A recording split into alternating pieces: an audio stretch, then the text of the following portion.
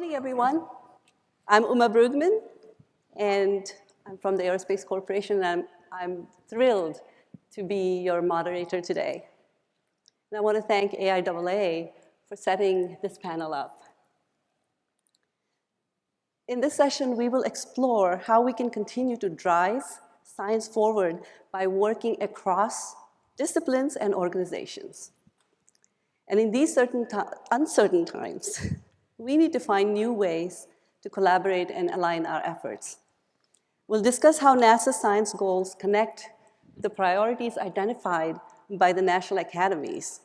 We'll also touch upon the economic opportunities emerging from scientific pursuits. And this is not a one and done conversation.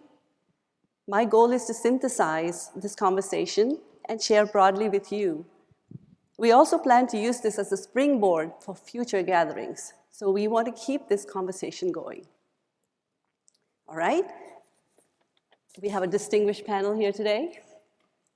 Our format will be conversational. I'll introduce each panelist, and we'll go and have a robust discussion. So let's dive in, going from left to right. Dr. Nicky is the Associate Administrator for the Science Mission Directorate at NASA headquarters.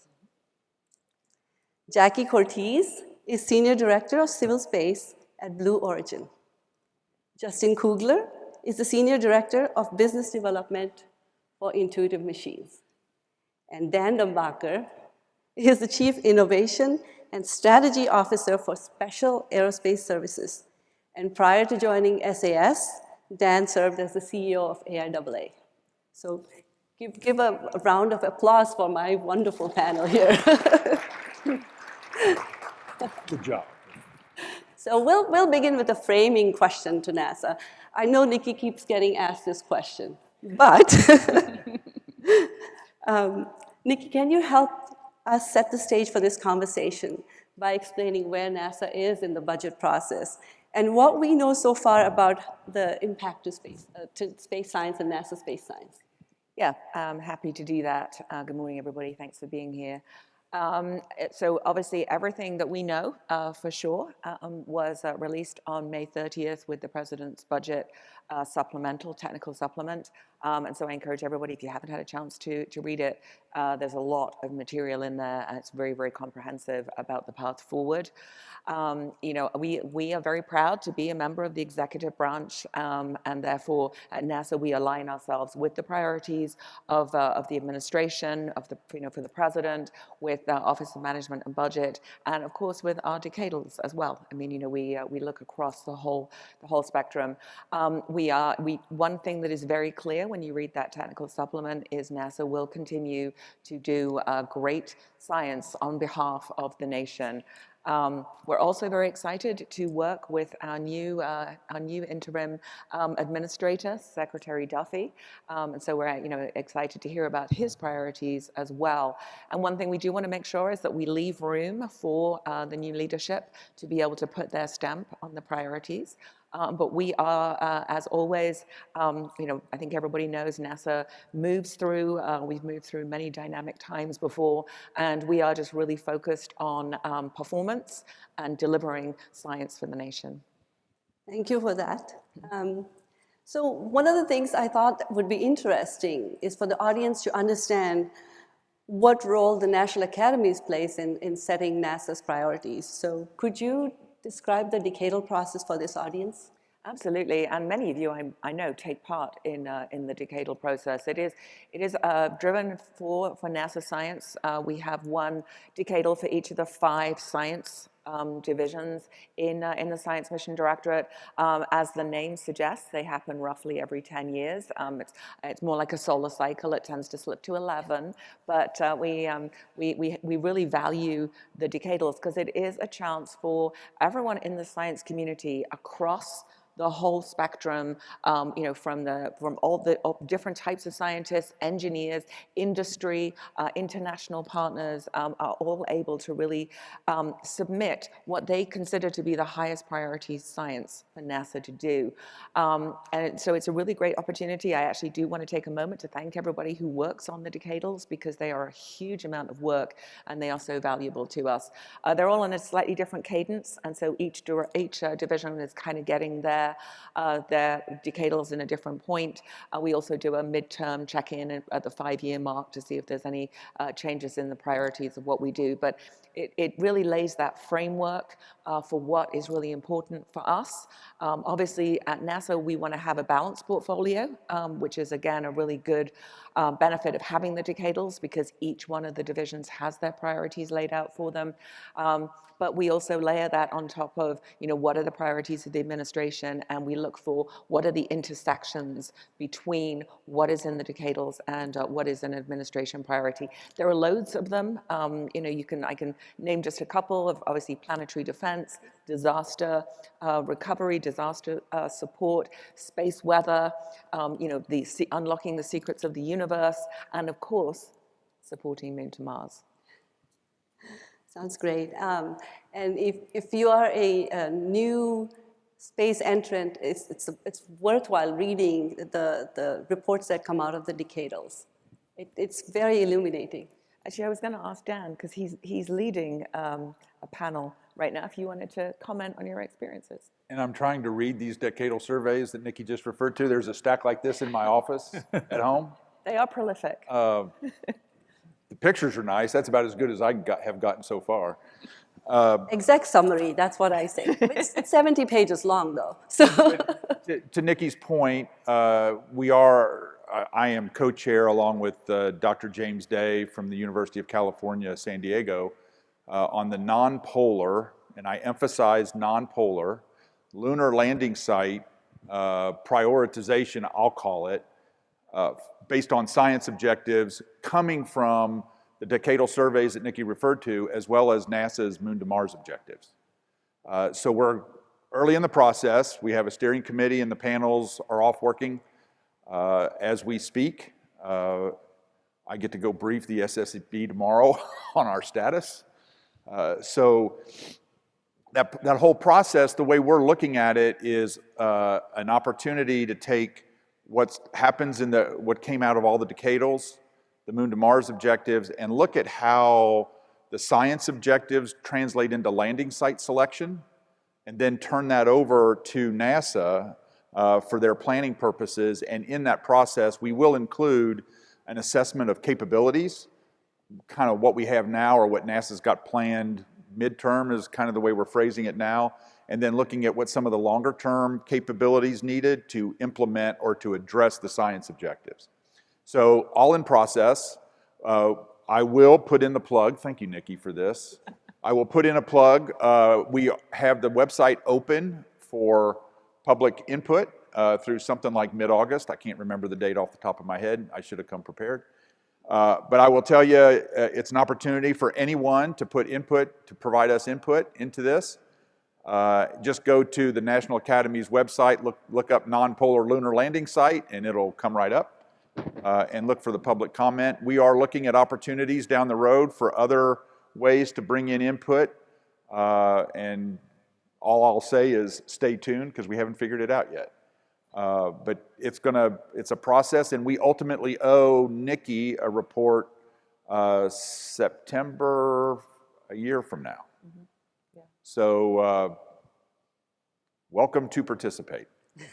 Yeah, it is important. I mean, to take advantage of these, putting in the white papers, putting in your thoughts, so that we really can assess them. And things like the overall sort of discipline decadals also drive these sort of ad hoc panels and ad hoc reports that are really important to do the sort of almost the roadmap of how we're going to do that big science. So it really is a very big, comprehensive task. And if I may, can I pull that thread a little bit further? Because, as Nicky said, we're working against the decadals and the Moon to Mars objectives. There's also, on purpose, and I want to call this out, what we call the Applied Sciences Panel.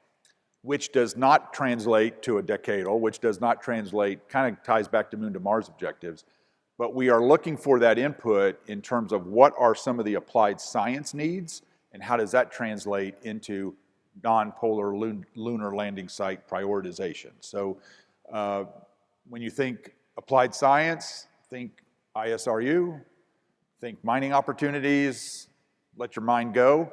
We're looking for all that input. Thanks, Nikki and Dan. So I'm going to switch a little bit. So I'm going to start with Nikki, and we'll ask the panel to answer this question. Can you talk about novel approaches and models you plan to use to maximize scientific research? And how can the commercial sector help implement NASA science programs? Yeah, that's a really great question, and I kind of want to pivot a little bit to the title of the session, because when I described the decadals, I kind of described almost the stovepipes, and this is where adding the sort of the innovation and adding these new techniques allows us to sort of break the stovepipes and look across. I listed some of the priorities that we have, like space weather, which is very multidisciplinary. Planetary defense, we use ground-based radars, planetary assets and astrophysics assets to actually track things coming towards. So, we actually now kind of break out of that. And what I do is I try and take the stovepipes, and instead of looking for gaps, I look for overlaps. And that's where we really maximize. And then by putting these new techniques, so things like AI, machine learning, and using that, we're building foundation models. Each of the foundation models kind of work together. And of course, it's all open and all available to everybody to really sort of drive innovation and use these new techniques. Also things like rideshare. That's something we embraced. We're also learning it's not easy. Two missions that on paper look like they could absolutely launch on the same rocket probably can't. And there's reasons why. And it's taken a little bit of time to get our arms around it. But we launched in I think it was the end of February, March, we launched Punch and SphereX together, and of course we had a great talk on SphereX today, and everybody should come listen. SphereX is wonderful. But SphereX was the primary, Punch was on the ESPA ring, and so we were able to get 5 spacecraft into space on that one launch vehicle. Yesterday we launched Tracers. Tracers also had 3 other missions launching with it, and so really maximizing how we can get more science into space. IMAP launching in September, carrying a Carruthers Geocorona, so looking at the Earth's exosphere, and also taking the NOAA Space Weather Follow-On, which is a critical national need, taking that out to L1 as well. I think leaning into working hand in hand with the commercial partners. We talked a lot about this at the leadership panel yesterday, but using new space companies to actually do lunar landers. And of course, it's great to have Intuitive Machines up here with us. And then Blue Origin also launching Eclipse for us later this year. Blue Origin also taking Escapade on the New Glenn. It is a Rocket Labs spacecraft, interplanetary spacecraft, which they've never built before. Yesterday's launch was Millennium buses. We launched Easy using CubeSats to do decadal level science. And so really just forging these partnerships, it's not just the sort of the techniques, but it's the new ways of allowing us to focus on what NASA does best, which is first of a kind, cutting edge, pushing the boundaries, and relying on our industry and our commercial partners to do the things that we frankly don't need to do. The launches, the buses, those things, and we focus on those first of a kind instruments, for example. That's good. Yeah, I think just to further what Nikki was just saying, it's kind of an amazing age to be in space because there's more commercial platforms than ever doing very cool things that will facilitate hopefully more and more science. So Nikki mentioned a couple of Blue Origin examples, which I appreciate, and I'll just highlight one more that I think is really exciting, hopefully for all of us.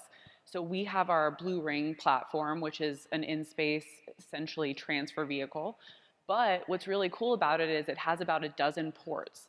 So one thing we think is going to be amazing about Blue Ring is it opens up opportunities for international collaboration and industry collaboration. So for example, we have a whole production line going in Huntsville, Alabama. We're making, about a dozen blue rings right now. And you could imagine a day where you take a blue ring and you're like, we want to do some cool Mars science, but NASA doesn't want to fund the entire mission, right? Well, that's okay. NASA can put 2 ports, 2 Mars instruments on ports. ESA can put 2 Mars instruments on ports. A commercial partner can be like, we want to do something at Mars, and they can do a port. So I think that's just an example of how all of these new commercial capabilities that exist in this day and age can hopefully, increase the momentum of doing more and more science at a drastically lower cost. And so I know, Blue Origin is really focused on that. Intuitive Machines and other US industry partners are also really focused on that. And I think we'll talk about this later, but ways that we can all work together to facilitate this kind of new thinking around how you could do science, I think is a key part of what we're gonna need to do together moving forward. But like, Nicky said, there's more commercial activity than ever, and so hopefully we can maximize leverage of these capabilities, so. Yeah, and certainly to feed forward on that, if you look at terrestrial industry and the growth of the tech economy, the most successful companies have been those that build platforms by which lots of different organizations and initiatives can do lots of different things to be successful. And that's the model that we're trying to apply here, whether you're talking about our lander services, the lunar comms navigation network that we're putting in place around the moon for NASA SCAN, the global commercial ground network that we've established, or even the rideshare opportunities that go along with our CLIPS missions to the moon. The whole idea is that you put the infrastructure in place so that you can offer these services at commercial rates, and thereby that enables more people to do more things. In the case of cross-cutting science, on our last mission, IM2, we had several different rideshare opportunities, including both NASA and commercial missions, and that's something that was almost unheard of even a decade ago. And we see that continuing to feed forward in lunar and deep space science. SCAN is already looking ahead to the post-TDRS world and what that looks like. We're working with our colleagues at NASA Science on data buys instead of NASA being the owner and operator of the platform. All of those things add up so that you can do more and provide services to a wider variety of end users. So where would you like for me to take this? I think what you're seeing here is, from my perspective, being around this for a long time, probably way too long, is we're making the needed progress and the transition from the government drives everything to where we have opened it up now, where we can bring in the commercial innovation that you see from people like Blue and IM and others, the broader community. And now that competition, frankly, which is good in my mind for the US taxpayer, is helping drive the progress that we need. We have to also realize that we want to make sure that we don't lose sight of our decadal priorities and make sure we're focusing on those issues and the priorities that are important to our nation as well as the broader international community. And I think the kind of progress we're seeing is absolutely fantastic. I started my career a long time ago when the only thing going on was space shuttle, and we hadn't even flown it yet. And there was some talk about this thing called a space station. And now you fast forward over 40 years, and here we are with this kind of conversation. And I think that tremendous progress is a testament to this community. It's a testament to everybody here, and I know we struggle and we work hard to go through that transition, but look at the progress we're making. It's fantastic. Sounds good. I wanted to just address the rideshare a little bit more, because that's not one area that it's easily implementable. on paper. On paper, yes, on paper. So, can you talk a little bit about that? Because it's something that I think could be done more. What are the barriers to that? What's stopping us from doing more ride shares? So I think for the science missions, it is tough because they are going to unique places. And so it isn't just, I need to get to space, or I need to get to Leo, or I need to, you know, they need an ascending node at the right time. And so, I will say that when we selected Punch and Tracers, on paper, we were going to put them on the same rocket. And Punch would have been on the top, and Tracers on the, that was the original plan on the ESPA ring. When we started looking at it, it was going to drive the cost of the Tracers mission to be able to actually get to where they needed to do their science, or vice versa for Punch. But then when we sat back, we realized that Spherex and Punch, so thank you to the Astrophysics division, who gave Punch a ride, and then we worked with Veda, which is our venture class vehicle for getting stuff into space. We work with them to actually launch Tracers. And so I think if you have larger sort of, margin on where you need to go into space, the more you can do that, the easier it is. With IMAP, we just said, hey, IMAP is going to L1. Who wants to go to L1? And that's anyone, if you have time. We actually made a decision. I wasn't even working at headquarters. Peg Luce made the decision. Love Peg. And she said, okay, we're going to offer this ride share to L1. And we had time to compete for missions that wanted to go there. So, I think we need to get better at being just, saying, okay, this is going to go, this is going to have a ride share. We have found a lot of issues.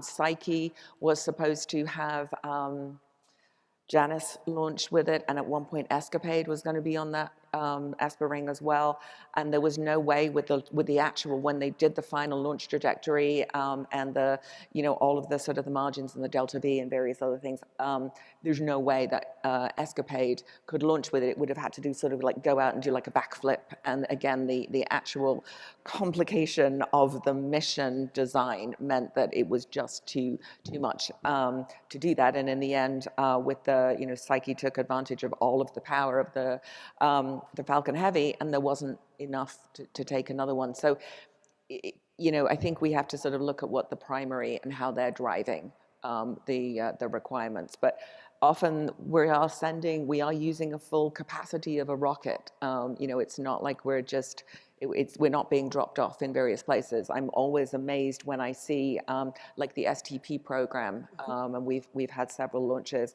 with them, and just they're getting, I don't know how many things coming off, but again they're things that don't mind so much where they're going to go, and I think we need to get better at not just being, it must be this, it must be this, it must be this, and actually open up that aperture to make it just a little bit more flexible. That's great. Thank you for that. That's basically what I was trying to do. If I may, Jackie had a, because we're dealing with this a lot. Yeah, I was gonna say one quick thing is this, and we were talking about this earlier.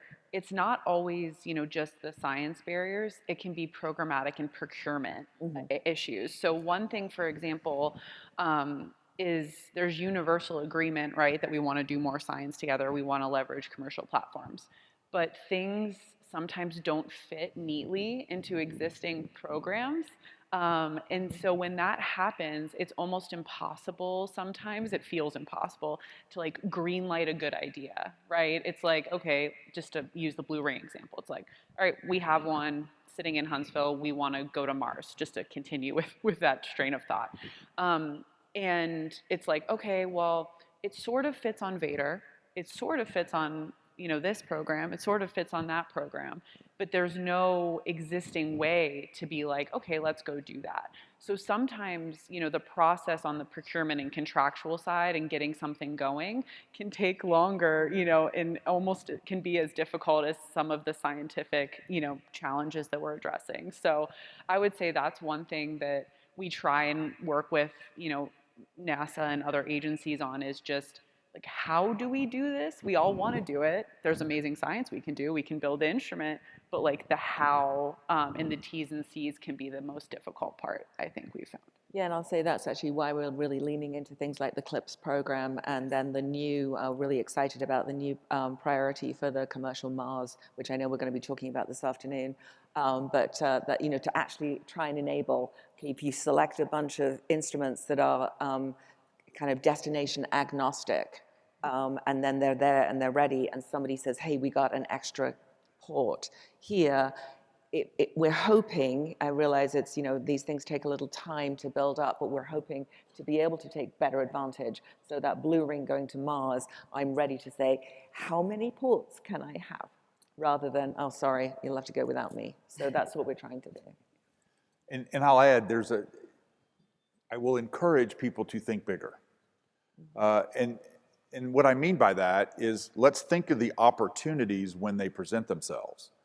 For example, some friends of mine might recall in the 2012 timeframe when someone on this stage suggested that we do secondary payloads on the Space Launch System for Artemis 1. And what that ultimately did, and the whole mindset was, listen, we've got a little bit of extra volume, a little bit of extra mass. Some people were unhappy that Dan was taking some of their mass margin away a little bit. But anyway, what we ended up doing was, and the whole intent was, let's take advantage of that opportunity because we're going to the moon and we can drop payloads off along the way and in certain places. And let's think about that opportunity and try to take advantage of it. And some of we put a bunch of payloads on. Some worked, some didn't, that's fine. But at least we took advantage of that opportunity, got some science out of it. And as we think about our mission planning, sometimes we need to be ready to take advantage of the opportunity when it presents itself. And back to Jacki's point, have an open mind enough to be able to go make the changes to put it in. We worked through it, we got it all resolved, and we executed it on Artemis 1. So, you know, let's take advantage of those opportunities in addition to the planned missions as we've talked about. Yeah, and if I could, you know, build on that a little bit, you know, I think we're seeing a great example of that right now, and how NASA is managing the development of the Lunar Terrain Vehicle Services Program. From the very beginning, you know, they've baked into the process this idea that LTV will serve as a platform not just for human exploration support, but also science and commercial activities, and recognizing that those three things all need to coexist for the ultimate, you know, selected provider to be successful. And so their approach from the beginning has been, okay, like, how can we make this work while still, you know, accomplishing our mission of, you know, helping with crew mobility, but how can we make sure that, you know, you can do work for NASA science, that you can do work for commercial customers in a, you know, in a non-interference basis. And so I think, you know, like you were saying, that change in mindset to how can we do more together is really, you know, shining through in how, you know, NASA is pursuing these new initiatives, and that's hugely important. Great. That's what I was driving at. So, all right, so we're going to switch to the industry panel here. So can you share what your experience has been working with NASA to execute science missions? It's got a part A and part B. What would you tell NASA about how to implement missions? What has worked well, and what would you ask NASA to change? Go first. Fine, Justin. I'll go first. Just so you know. Well, I wanted to give one example that I think is really incredible and very cool. So Blue Origin is flying this year our Mark 1 lander, which is a precursor to our Human Landing System lander. And, you know, we self-funded that mission. We were like, we want to test the BE-7 engine. We want to test guidance, navigation, and control well in advance of ever, you know, flying people to the moon. Good idea, right? Probably. So we're flying that to the moon later this year, but we're also a CLIPS provider. So we went to Nicky and Joel and the awesome CLIPS team, and we were like, hey, we're going to the moon. Is there any data that would be beneficial, you know, to collect from kind of a larger class lander, right? This is a 3,000 kilogram lander, 10,000 pound hydrogen engine. So it's, you know, a little bit different than some of the other missions. And they said, you know, yes, we would love to do that. So again, because of reasons outside of people's control, it takes a long time to do these things. But after about a year of working on it together, we manifested a very cool plume surface interaction system. Because they're like, look, we're flying this Scalps payload on many landers, and it'd be very valuable to have data from a larger lander that's, going to hit the regolith very differently. And so, SMD made it happen, right? It would have been easy to say, no, this is outside of the task order process, or no, the paperwork is going to be very burdensome, which, it is. But they said, no, we're going to do it. And so now we're essentially flying a CLIPS mission, which is very exciting. And we're going to collect this amazing PSI data, all because SMD was willing to lean forward and kind of do this unique thing where they're like, yeah, we're going to hop on your lander. Which was awesome. So that was, one example. And I think, I kind of already said it, but just where we can work better is, I think, in maybe trying to find ways to speed up or, and that's not even, an SMD commentary. It's like a government contracting sort of commentary where, things can take a really long time and then you can miss opportunities, which none of us want. We all want to maximize every launch, every lander, every OTV, fill it with science, fill it with payloads, but sometimes the process can make that difficult. So that would just, to further that point. Sounds like we need innovation in contracting. Yeah, that would be great, yeah. So Justin? Certainly. So, we have, 4 missions, under contract with SMD through the CLIPS program. We've completed missions 1 and 2. We're working on getting mission 3 ready right now to go to the Reiner Gamma region of the moon and investigate, this amazing, freaky magnetic phenomena that nobody really knows why it is the way it is. And we're excited, to be working, closely with the NASA team to go investigate that region. And so I will say, one of the things that we've really enjoyed in working with SMD on these missions is, this, mentality of we're in this together and we're going to go figure problems out and we're going to go solve them because we all want to be successful. And so, for example, we've worked with the NASA science leadership on having them go through the same payload training academy that we do for our commercial customers. When we do flight operations, we've had the NASA team co-located with our flight ops team so that we can have that real-time coordination and communication. And it's worked exceedingly well. And so for us, we're looking ahead to what comes next with CLIPS 2.0 and how can we build on that success. And something that we think we would really like to see and that we think is important is actually structuring this next generation of solicitations to really provide incentives for this idea of being able to do more work for others on the same missions. Like right now we're pretty well maximizing out our available payload capacity for our NASA customers, which is great. That's a great problem to have. But it also means that we're having to turn people away, and so figuring out ways that we can add incentives to have maybe perhaps some excess capacity for non-NASA users in a way that isn't perceived as a risk to the program, but instead as an opportunity to take advantage of. Thinking about how we can work through that is something that we'd like to see in the next iteration. Okay. They're all being very nice to me. I feel like I should leave and then they'll tell you what they really think.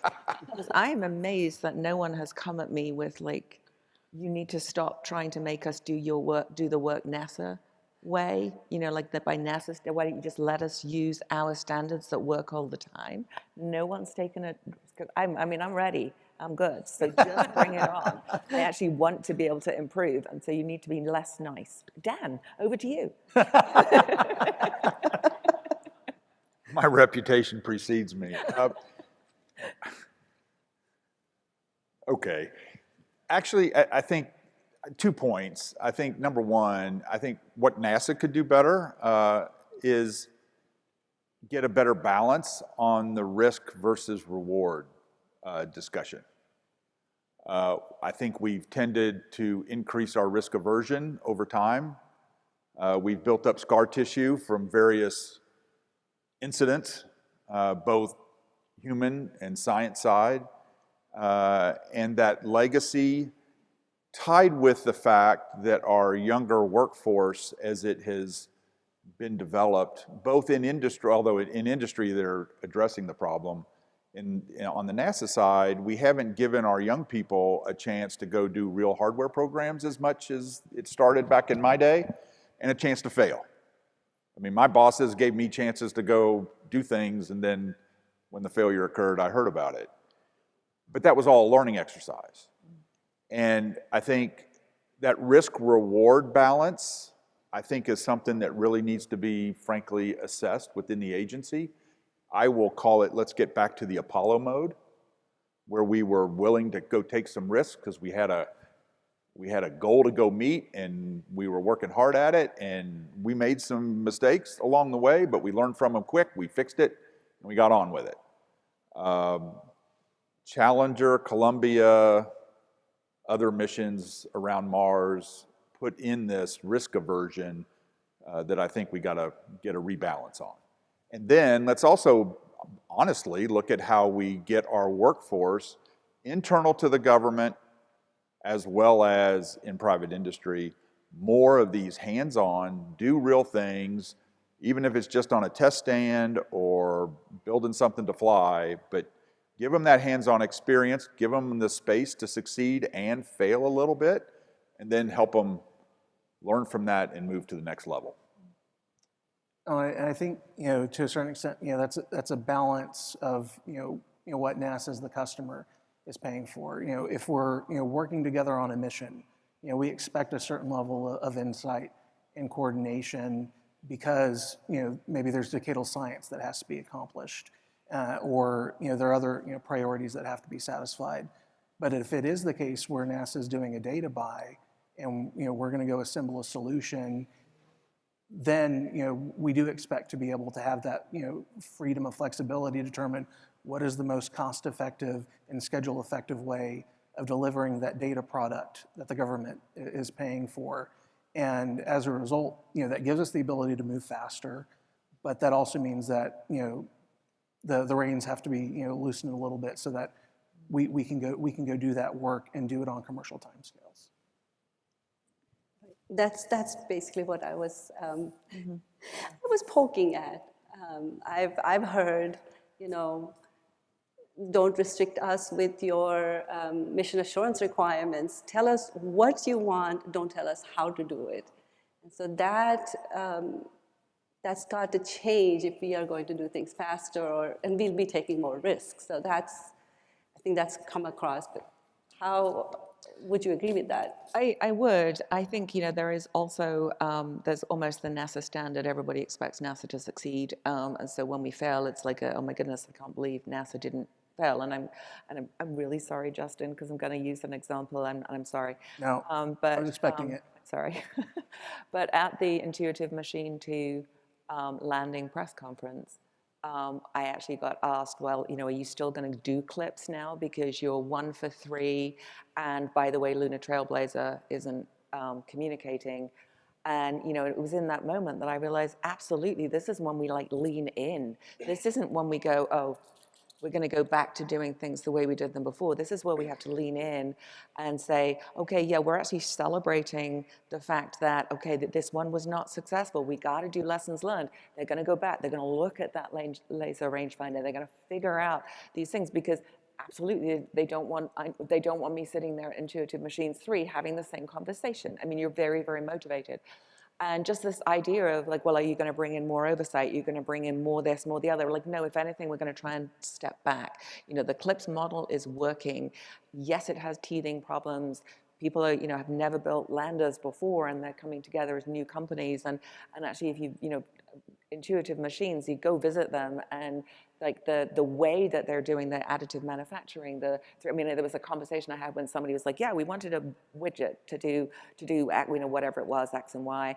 And we went to industry, and it didn't exist. So we just designed one and 3D printed it. And I was like, that is so cool. But there's different ways of doing it. And so we have to be willing to accept the risk, to Dan's point, and somewhat celebrate the failure. And I don't mean that in like, oh, yay, everybody, we're all failing everywhere. But just to actually look at the steps that have gone into where we are, and then, how you make number 3 or number 2 or whichever one it is, how you make that successful, without just saying, okay, you must do it the NASA way now, because then you kill the innovation and you kill, that sort of spark and the bringing the new ways of doing things. Now, obviously, if it's the James Webb Space Telescope, I'm going to be a bit different. If it's Nancy Grace Roman, I'm going to look at that in a different way. And so it's almost the horses for courses. We're putting more commercial, kind of commercial off the shelf, more standard, less bespoke instruments on clips because we're willing to take that risk.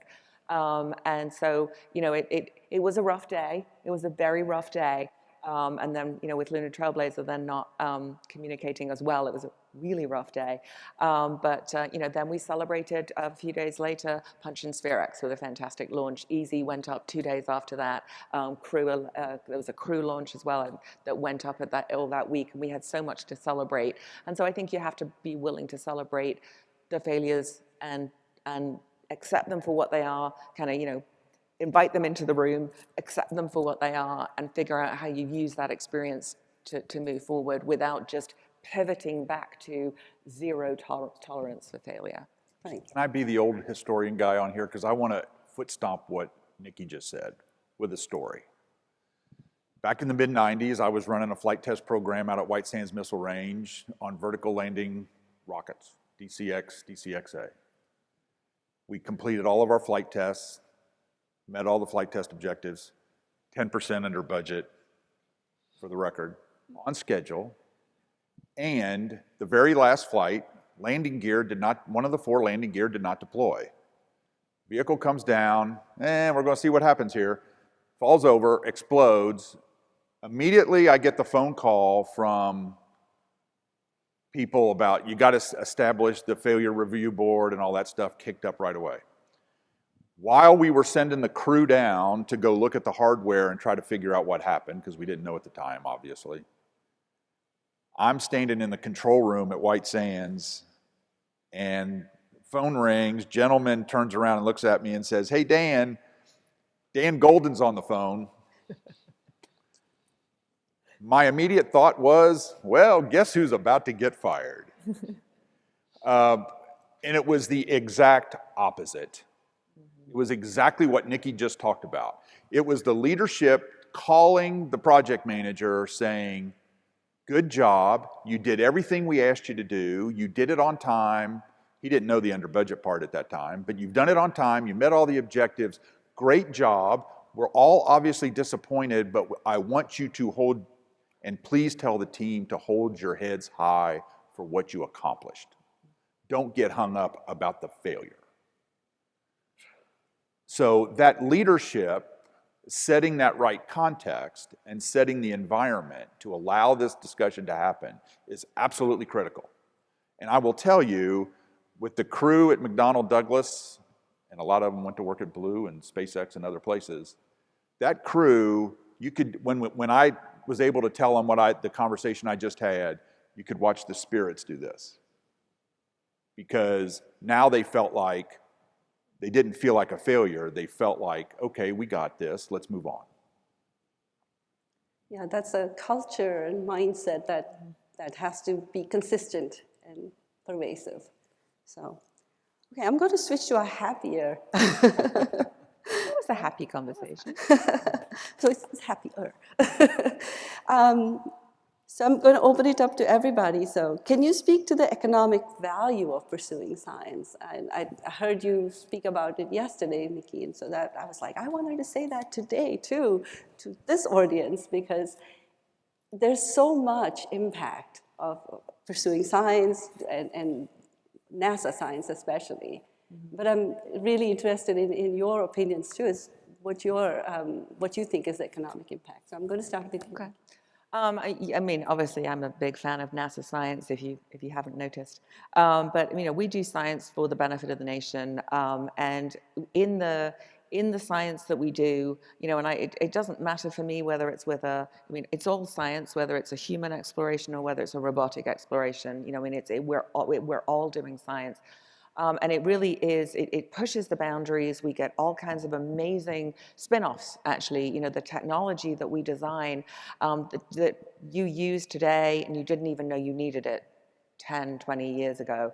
When we look at the James Webb Space Telescope is like, it's just a treasure trove of incredible things that, again, that you don't even know.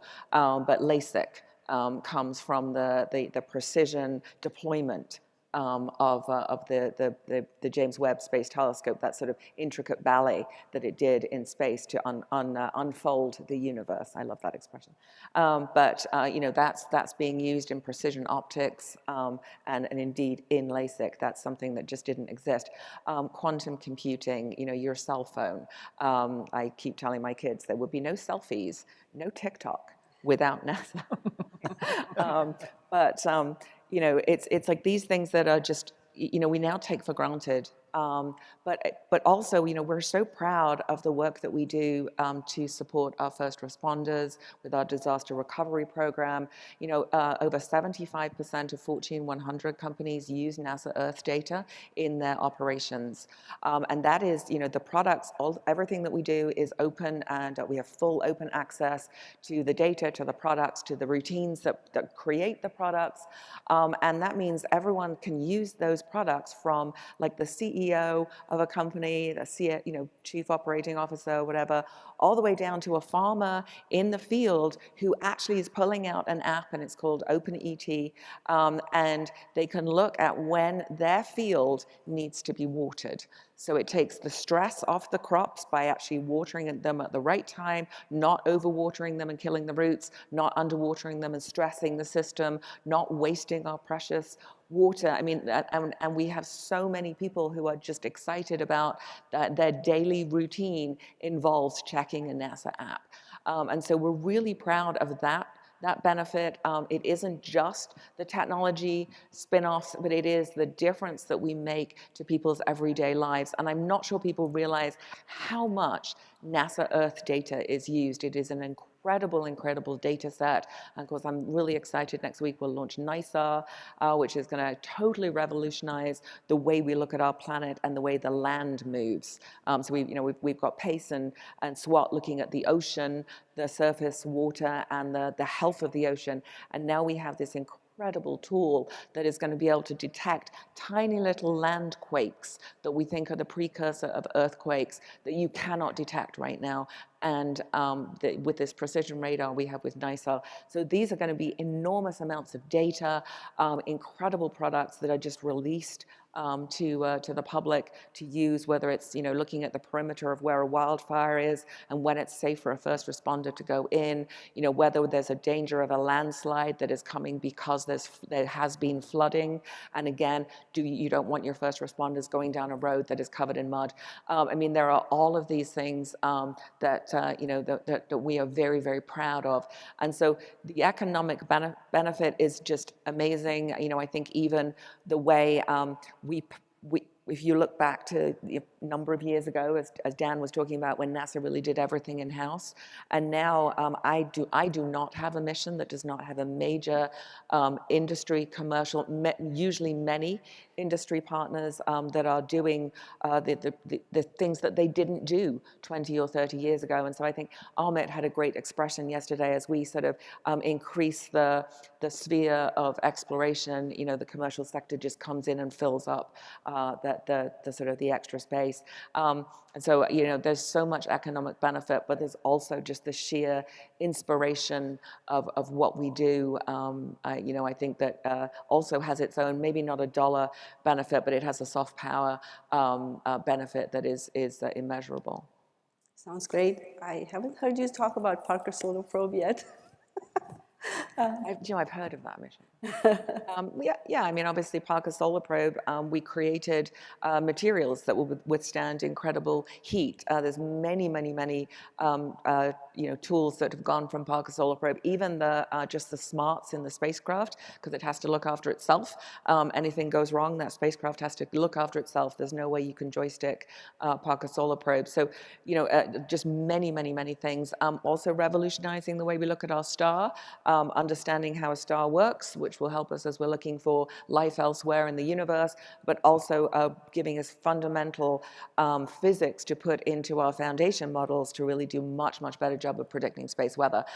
Huge benefits, economic benefits to accurate space weather prediction when we look at the money that is saved by not having a power grid collapse, because you put out a warning and they can actually take measures to mitigate. It's very different to take down a power grid in a controlled way, keep it down, and then bring it back up again to have one that catastrophically fails. And so, warnings that we give to spacecraft operators, all of the economic benefit coming from space weather, obviously, planetary defense. You want to know if an asteroid's coming towards you. There's a big economic benefit of knowing whether or not there's an asteroid coming towards you. So we have time to actually go and divert it, which we know we can because of the DART mission. I think it's just ingrained in. There is the way we've driven AI and machine learning, the way we've driven quantum computing, looking at the gravity gradiometer that we're working on, which will measure the gravity of our planet to unprecedented detail. So we really understand how our planet works. Fantastic. Oh, I didn't mention, sorry, Lisa Carnell, if you're watching. I did not mention the incredible benefit of all the medical research that we do, particularly on the ISS. Also things like growing plants in austere environments that we also do there, which has direct benefit to people that are growing things in austere environments here on Earth. It has a benefit to food security as well. And so just all of the incredible benefits that we've had, both through Cold Atom Lab, again, pushing that quantum, but also our space biology plant program is just, and human, the human aspects of it as well. So huge economic benefits. Sounds great. I attended a webinar about growing food on the way to Mars. Yeah. So absolutely.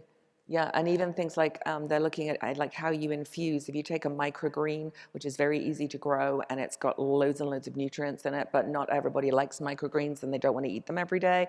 And so now, like infusing things like wasabi and actually cantaloupe. That was the most bizarre thing. They gave me a little taste of these microgreens, and your brain is going, "I'm eating a microgreen," and your mouth is going, "I'm eating cantaloupe." And so it's how we can get nutrients and make the diet of our astronauts a little bit more interesting as well. So it's really cool. Yeah. Anybody else want to add about? Yeah, I mean, space. So Nicky did an amazing job of talking about the discoveries and how that changes everyone's everyday life, which is massive economic benefit. But to be super tactical too, I mean, the space industry creates amazing, high-paying jobs across the country, and that is a direct economic benefit. And one example I think is, at Blue Origin, we launch and land New Shepard in Van Horn, Texas, which is a really small, very, sort of isolated area in West Texas. And Blue Origin, every time you launch and land New Shepard, it's full of science. Actually, there was an amazing mission not that long ago where a scientist flew on New Shepard, and he did plant science, so we could revolutionize the future of plant growth and food in space and food on Earth. And all these discoveries are amazing, but to get, again, super tactical, like all of the growth in the Van Horn community, that creates jobs, that creates commerce, that creates all of these amazing things, and that's because of space exploration directly. And it's just been amazing to see. For example, and actually Eddie, he was here on my team over there, he started, was a leader of this amazing program where now, from the time someone is born and grows up in Van Horn, Texas, they have a path to working in the space industry, and it's literally direct, from birth through education to career opportunities. And so the space industry just makes a massive difference in people's everyday lives, even just by providing these jobs, providing this economic impact into communities across the entire country. So, I mean, just, it's really amazing to see. And I'm sure, SpaceX can say the same about their area of Texas and just the entire community. It's in Huntsville, we test rocket engines on a stand that hadn't been tested on for decades since the Apollo program. And that excites people, but it also, again, hires people, creates jobs, creates, right, Starbucks, McDonald's, all this amazing, commerce around it. So it really has a huge impact. Yeah, and I think for us, we very strongly believe that the science is foundational to economic development. For example, we have commercialized the team in Arizona that was operating the LROC and ShadowCam instruments for NASA. And we actually, by their volition, brought them out of academia and converted them into a commercial team that's now part of Intuitive Machines. And we think that's important because A, that feeds forward into NASA's long-range plans to procure these kind of services, but also being able to understand and interpret that data is important for future mission planning and landing site analysis. It's important for the companies that want to do lunar mining and resource extraction, because you really have to know where to go. You can't just take pot shots on the moon and hope you get something. You're not going to be able to close a business case that way. And so taking that basic science and then finding those pathways to applied science and economic development is really foundational to the work that we're doing. And before I joined IM, I spent about 15 years working in microgravity science and LEO commercialization, first at the ISS National Lab office at JSC, and then through CASIS and Made in Space.